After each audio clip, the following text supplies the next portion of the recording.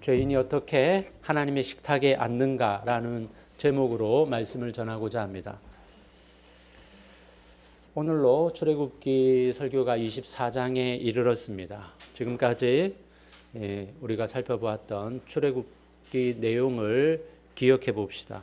이스라엘 백성들은 400년간 애굽에서 노예 생활을 하다가 하나님의 능력으로 해방을 받았고 홍해와 광야를 지나 시내산 앞에 이르렀습니다.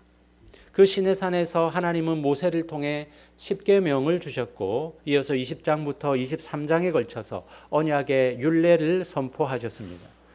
종에 관한 법, 생명을 다루는 법, 재산 피해를 배상하는 법, 사회적 약자를 보호하고 공정한 재판을 하는 법까지 우리가 지난 시간에 살펴본 내용들입니다.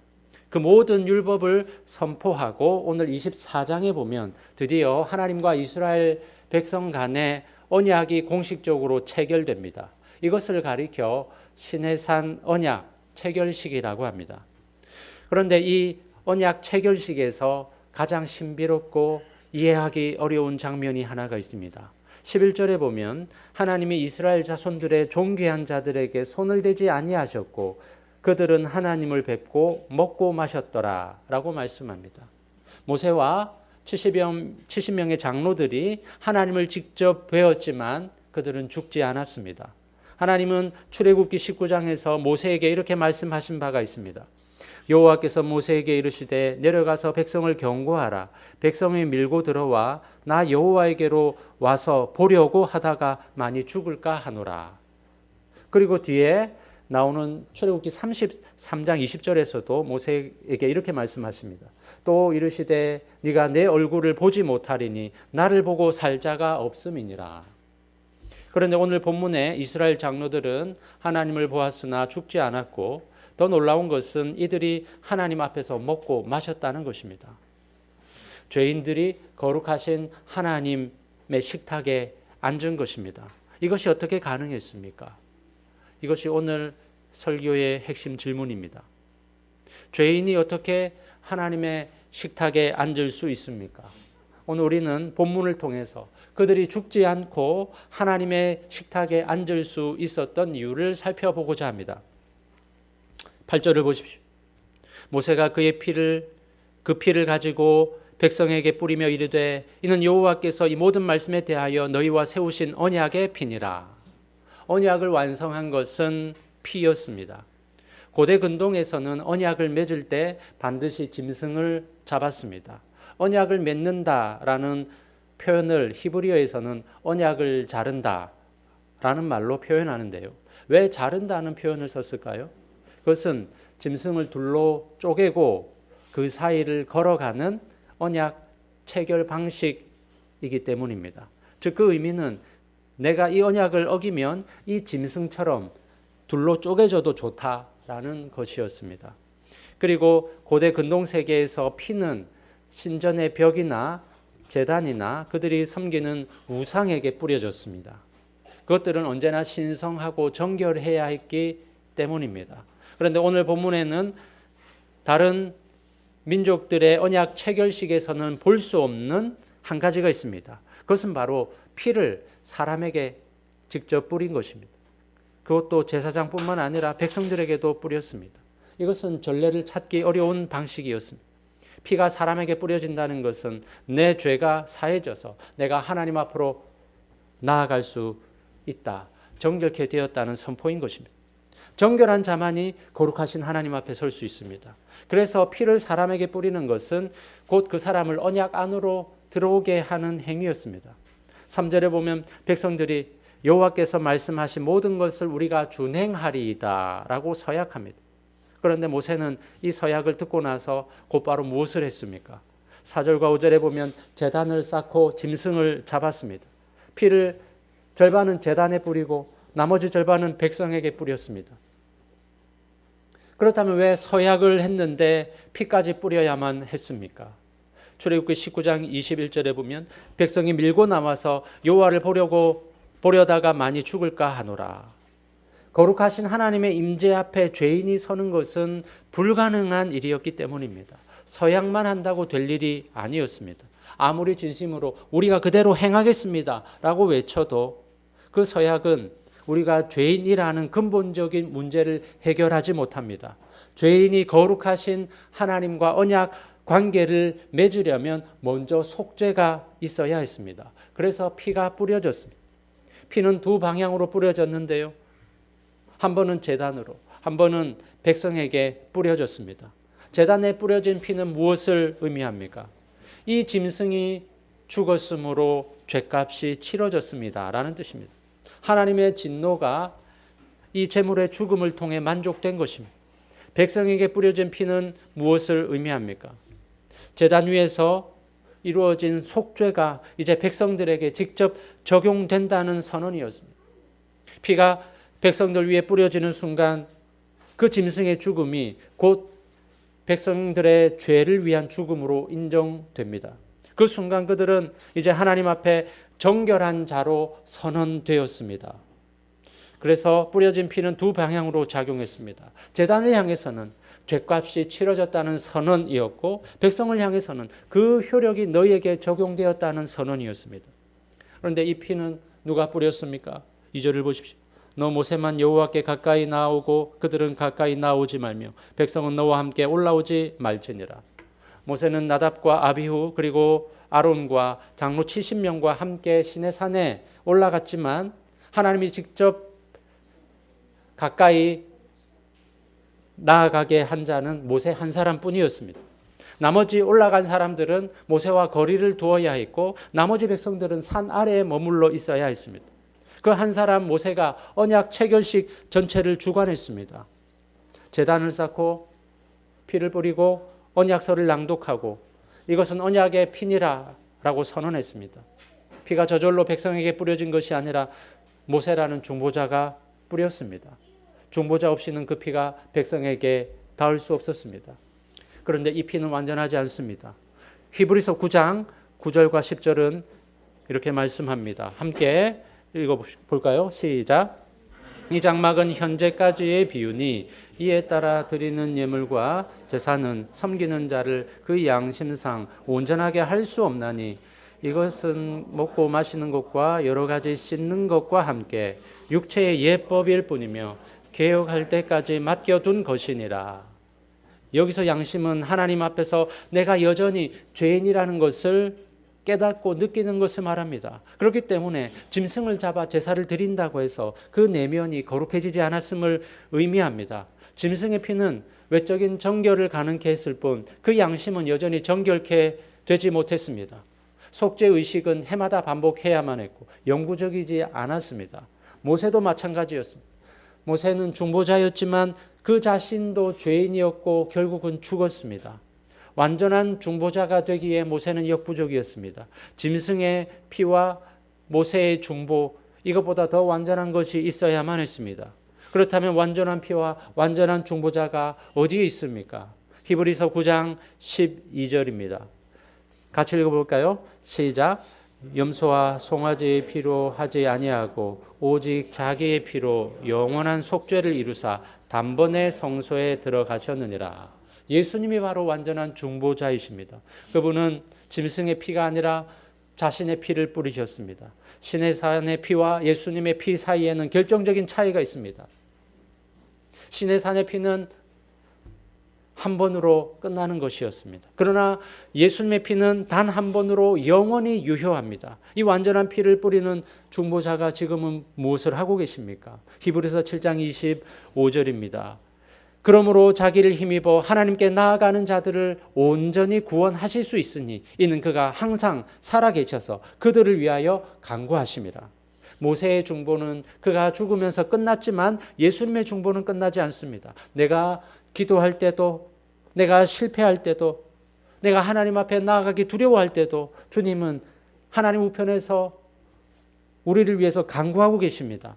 항상 나를 위해 기도하고 도우시는 분이 있다는 것이 얼마나 큰 위로이고 은혜입니까? 이렇게 생각해 보십시오. 대통령이 사형 판결을 받은 나의 범죄 기록을 사면해 주었다고 합시다. 기록은 깨끗해졌습니다. 그런데 그것만으로 대통령 집무실로 들어갈 수 있습니까? 사면장을 손에 들고 청와대 정문 앞에 선다고 해서 안으로 들어갈 수 있는 것은 아닙니다. 직접 나를 데리고 들어가 줄 수 있는 누군가가 있어야 합니다. 예수님이 바로 그 역할을 하십니다. 자신의 피로 죄를 사하시고 직접 나와서 우리를 하나님 앞으로 데리고 들어가십니다. 히브리서 4장 16절입니다. 함께 읽어볼까요? 시작. 그러므로 우리는 긍휼하심을 받고 때를 따라 돕는 은혜를 얻기 위하여 은혜의 보좌 앞에 담대히 나아갈 것이니라. 예수님을 통해서 우리는 하나님께로 나아갈 수 있는 것입니다. 그렇다면 그리스도의 피가 오늘 우리에게 무엇을 말하고 있습니까? 그 피는 먼저 죄값이 이미 치러졌다라고 말합니다. 죄의 형벌은 예수님이 대신 받으셨고 더 이상 남은 빚이 없습니다. 그런데 속죄의 피가 뿌려졌음에도 여전히 죄책감을 가지고 하나님 앞에 나아가지 못하고 있다면 그것은 계산이 끝난 영수증을 들고 아직도 그것을 갚으려고 애쓰는 것과 같습니다. 또한 그리스도의 피는 이렇게 말합니다. 하나님이 너를 정결하다고 선언하셨어. 그런데 많은 성도들이 이것을 머리로는 알지만 실제로 믿지 못합니다. 기도할 때 하나님이 과연 나의 기도를 들으실까 의문이 들고 예배당에 앉아서도 죄 많은 나를 하나님이 외면하실 것이라는 생각이 듭니다. 그것은 피의 선언을 믿지 않는 것입니다. 그리고 그 피는 과거의 모든 죄는 다 봉인되었다라고 말합니다. 그리스도의 피로 체결된 이 언약 안에서 하나님은 과거의 죄를 다시 꺼내들지 않으십니다. 시편 103편 12절은 이렇게 말씀합니다. 동이 서에서 먼 것 같이 우리의 죄과를 우리에게서 멀리 옮기셨으며, 그런데 우리는 하나님이 이미 멀리 옮기신 죄를 다시 끌어다가 스스로 짐지려 합니다. 오래된 죄, 반복되는 실패, 부끄러운 과거를 자꾸 꺼내어서 이런 내가 하나님 앞에 설 수 있겠는가라고 묻습니다. 그런데 하나님이 꺼내시지 않는 것을 우리가 다시 꺼내들 필요가 없습니다. 시내산에서 언약의 피가 뿌려졌고 그 피를 뿌려주는 중보자 모세가 있었기 때문에 그들은 하나님의 얼굴을 배울 수 있었습니다. 이와 같이 오늘 우리도 중보자 그리스도 때문에 하나님의 보좌 앞으로 나아갈 수 있습니다. 그러므로 두려워하지 말고 담대히 하나님 앞으로 나아가시기 바랍니다. 이제 다시 11절을 봅시다. 그들은 왜 죽지 않았습니까? 피가 뿌려졌기 때문이고 그들을 대신한 중보자가 있었기 때문입니다. 그래서 11절 앞부분은 이렇게 말씀합니다. 하나님이 이스라엘 자손들의 존귀한 자들에게 손을 대지 아니하셨고 그들은 하나님 앞에 나왔지만 죽지 않았습니다. 그런데 하나님의 목적은 단지 그들을 가까이 하는 것이 아니었습니다. 11절 뒷부분을 보십시오. 그들은 하나님을 뵙고 먹고 마셨더라. 하나님이 그들을 살리신 것은 이것 때문이었습니다. 바로 그들과 먹고 마시는 것이었습니다. 오늘날에도 중동 일부 지역에서는 술하라는 전통이 남아 있다고 합니다. 술하는 아랍어로 화해를 위한 식사를 뜻합니다. 두 가문 사이에 심각한 갈등이 생겼을 때 화해를 원하는 측이 중재자를 세우고 피해를 입힌 것에 대해서 보상을 제한합니다. 오랜 협상 끝에 합의가 이루어지면 마침내 두 가문은 한자리에 모입니다. 그리고 다 함께 먹고 마십니다. 그 식사가 끝나는 순간 그 갈등은 완전히 잊혀집니다. 어느 누구도 그 일을 다시 입에 올리지 않습니다. 없던 일처럼 되는 것입니다. 이것이 고대 근동에서 화해가 완성되는 방식이었습니다. 먼저 대가가 치러지고 그 다음에 식탁이 차려졌습니다. 식탁이 차려지는 순간 과거는 완전히 봉인되었습니다. 출애굽기 24장에서도 화해를 위해서 피의 대가를 치른 다음에 장로들이 올라가서 먹고 마셨습니다. 화해가 선언된 것입니다. 그 식사가 끝난 이후로 하나님은 그 죄를 다시 꺼내지 않으십니다. 완전히 지워진 것입니다.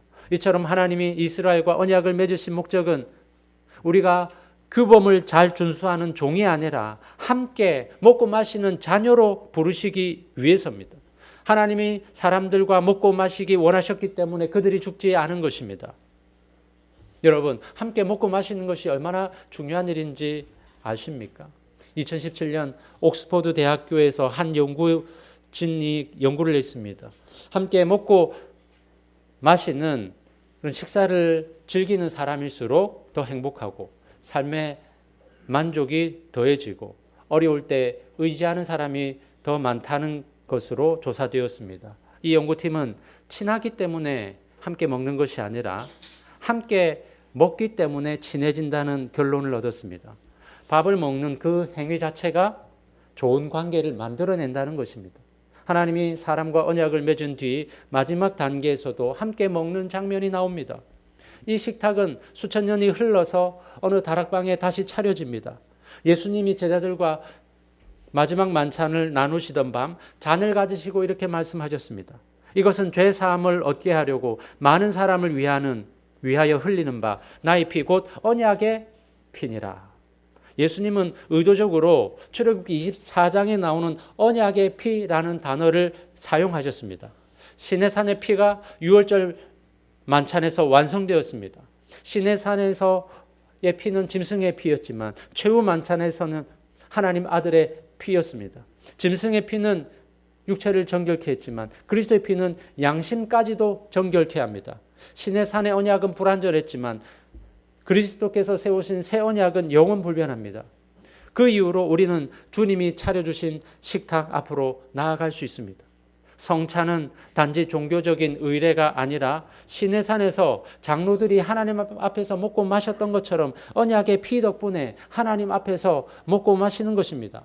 그 빵을 들고 잔을 들어 먹고 마실 때 우리는 그 순간 그리스도의 몸과 피에 실제로 참여하는 것입니다. 그것은 시내산에서 식사의 자리가 완성되는 것입니다. 성찬에 참여하면서 이것을 알지 못했다면 다음번 성찬상 앞에 나아갈 때는 이것을 기억하십시오. 지금 나는 시내산의 장로들처럼 하나님 앞에 앉는 것이다. 중보자 되신 그리스도의 피 때문에 또한 우리를 식탁의 자리로 초대하신 하나님 때문에 이 자리에 앉아 있는 것이다 라는 것을 말입니다. 그리고 이 식탁은 마지막 날에 완성될 것입니다. 요한계시록 19장 9절입니다.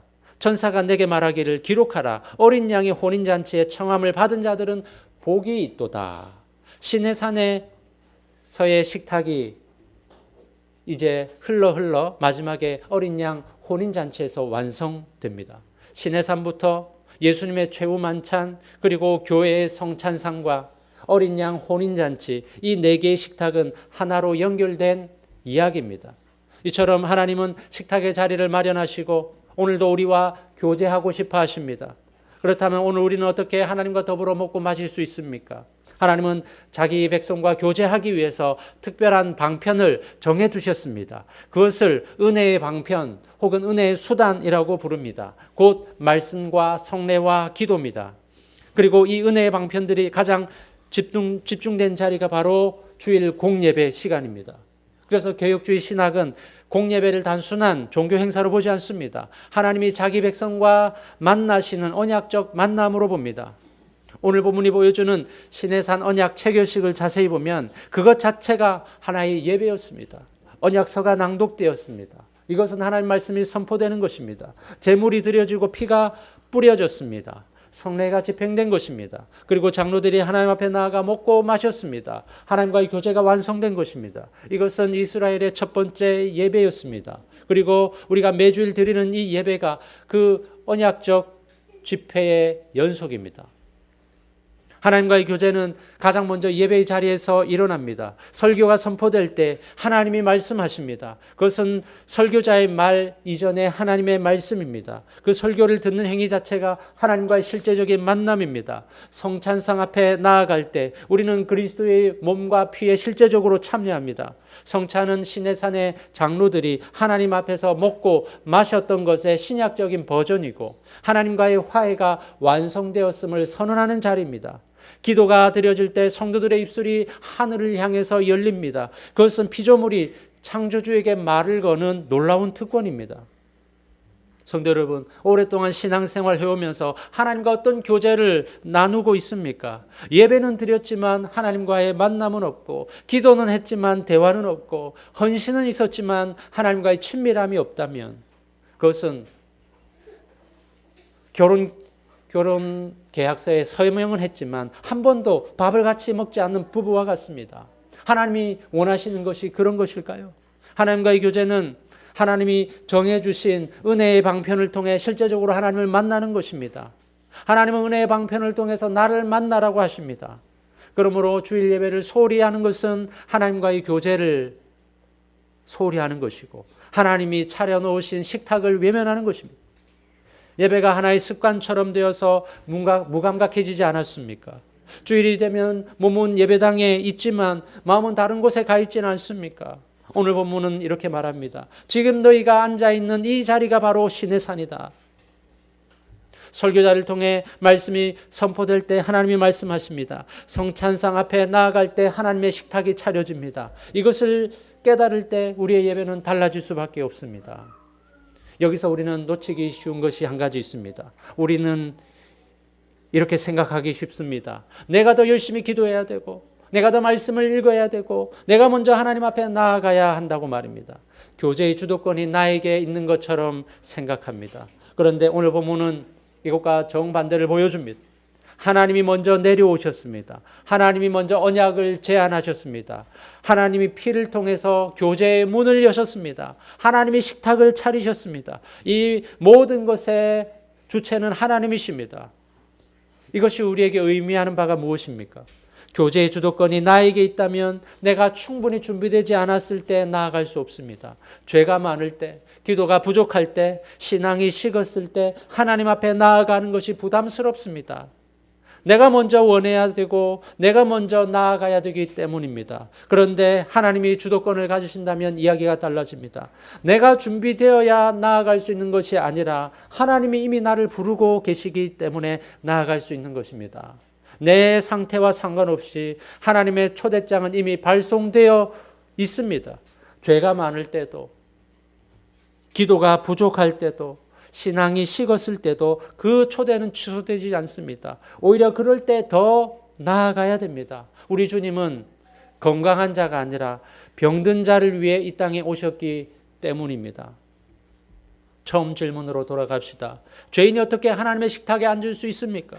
오늘 본문은 두 가지 이유를 말합니다. 첫째는 언약의 피가 뿌려졌고 그 피를 뿌리는 중보자가 있었기 때문입니다. 시내산에서 모세가 중보자가 되어서 피를 뿌렸기 때문에 장로들이 하나님 앞에 설 수 있었습니다. 그러나 그 피는 불완전했고 그 중보자도 죽었습니다.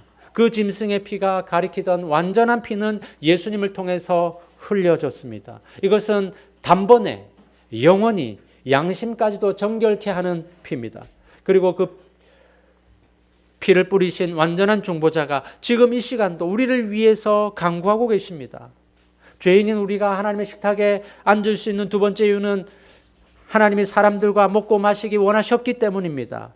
왜 피가 있어야 됐고 중보자가 필요했습니까? 결국은 하나님 앞에 나와 먹고 마시기 위해서였습니다. 시내산에 올라간 자들은 하나님 앞에서 먹고 마셨습니다. 그것이 언약의 최종 목적지였습니다. 하나님이 원하시는 것은 우리를 종으로 삼으시려는 것이 아니라 함께 앉아 먹고 마시는 것입니다.